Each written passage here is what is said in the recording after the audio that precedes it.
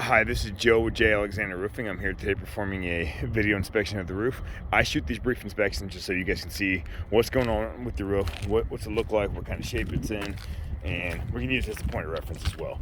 And it's also just cool to see your roof sometimes. Let's start with this chimney. Chimneys are always a point of emphasis for me. The chimney itself is not in horrible shape.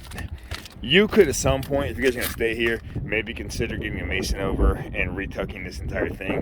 We do work with chimneys. We deal a lot with them. We're not professional masons, so if you want it to really look nice, maybe you have to put the roof on or before, whenever. I prefer after, because sometimes they like to seal them, and it's hard for me to bond my new counter flashing to.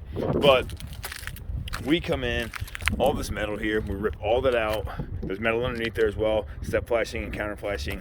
I put like a little diversion settle back here because right now what happens is water will come down the roof and run down the backs of the chimney. It just really erodes the chimney.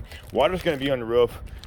It's going to want to go everywhere. We have to put saddles, valleys, crickets, flashings, and things of that nature on your roof so we can control the water. So basically, I don't want water, ice, and snow sitting back here and then choosing whether it goes left or right. I want to divert it all the way back to the roof, get it in your valley, and then it's gonna get in your gutter and it's gonna go away. This area back here, I want to touch base on this, not ideal. I don't know what the train of thought was when they framed this in. Really puts a good roof in a pinch because there's a lot going on here. This cap comes down. I can easily do this. I'm gonna look at it and I'm gonna throw a pitch finder on it. We might end up throwing a membrane on part of this. It's in the back of the house. You hardly ever see it.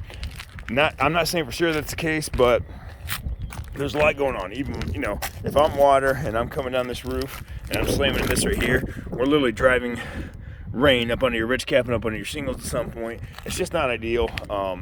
Let me think about it. Let me throw a pitch finder on her. We can definitely dry just about anything in, and no problem with this. But I might use an alternative product back here. These skylights, they seem like they're pretty good skylights. They're I think they might be Anderson. Doesn't really matter. They have flashing kits on them, which means I can replace the flashing on them. You're gonna know better than me though. Have you ever had an issue with it? Does it leak at all? If it leaks and you're concerned about it, we'll replace them. I'll give you a price for it either way, but if we don't replace them, we will replace the flashing on it. And that's kind of the rule of thumb with us. We don't repurpose, we replace. One thing I do want to talk about, as I'm walking around here, it doesn't really illustrate on my phone that much.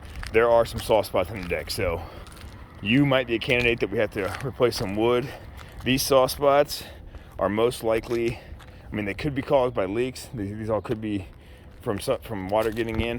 A lot of times though, when I was just on your neighbor's roof as well, right across the street, and I did that roof right across the street over there, these houses are not well ventilated, not well insulated, and these things will pretty much, the plywood will ruin itself from the inside out.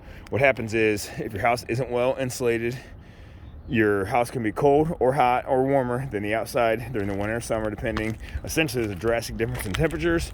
They'll mix in your attic, and you'll reach a dew point or a flash point. At some point, that extreme difference will turn into moisture.